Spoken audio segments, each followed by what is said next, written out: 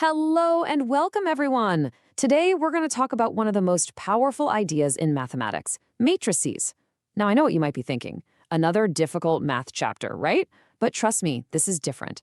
Think of matrices as the secret ingredient that makes our digital world work, from the spreadsheets you use for projects to the amazing graphics in your favorite video games. So, let's jump right in. Have you ever really thought about it? How does a game on your phone know exactly where a character is and where it needs to go? Or how can something like Google Sheets or Excel handle thousands of pieces of information without getting confused? Well, the answer to all these questions is actually a very simple, very clever concept that we're about to uncover. You see, to understand why matrices are so brilliant, we first have to understand the problem they solve. And the problem is simple. Without organization, information is just a big mess. It's basically chaos.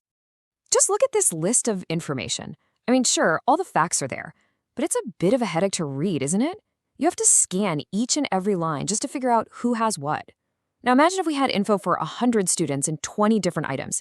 It would be impossible to manage. There has to be a better way. And whenever things get messy and complicated like this, that's when we look for a simple, elegant way to fix it. And for this particular problem, there's an absolutely perfect solution. And here is our hero for today, the matrix. It's a super simple idea, a grid, that is specifically designed to take all of that messy data and make it perfectly neat and tidy. Ta-da! Look at that. Isn't that so much better? It's the exact same information from before, but now it's arranged so neatly in a simple table. You can see in a second who has what. This beautiful organized grid is what we call a matrix, and this is how we bring order to all that data chaos. So let's quickly look at the formal definition from your textbook. It says a matrix is an ordered rectangular array. Now, don't let the fancy words confuse you. Rectangular array just means a grid, like a table with rows and columns. And the numbers inside it? We just call those the elements or entries. See? It's much simpler than it sounds. All right, so it looks pretty straightforward, but how do we actually build one from a word problem? Well, it's not random. There's a very logical step-by-step way to do it. Let's break it down. Okay, here's the simple 4-step plan. First, you figure out what you're measuring, in our case, notebooks and pens. Those become your columns. Step 2, you identify who or what you're measuring. Radha, Fauzia, and Simran. They become your rows. Step 3 is the easy part. You just fill in the numbers in the correct spots. And finally, and this is super important, you always state the order of the matrix. That's just its size. You always say the number of rows first, then the number of columns. So here, we have 3 rows and 2 columns, which makes it a 3x2 matrix. You have to remember this order business. It's crucial. Now, this is the main thing you need to get. A matrix is not just a random box of numbers.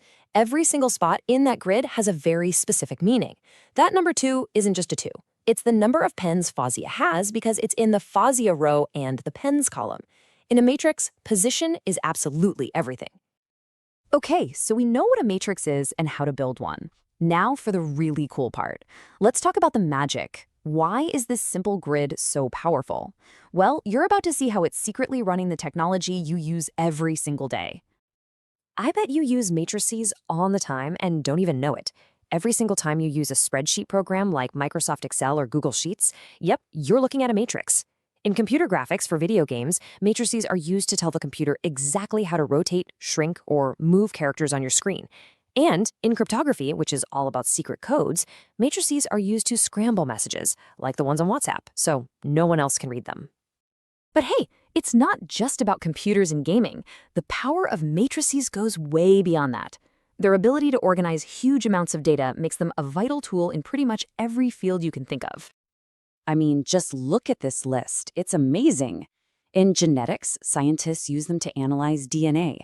In economics, they model entire markets. And even in fields like sociology and psychology, they help researchers understand complex social networks. This one simple idea of a grid is one of the most useful tools in all of science. Your textbook has this great quote from George Cantor, and it really fits here. He said, "The essence of mathematics lies in its freedom."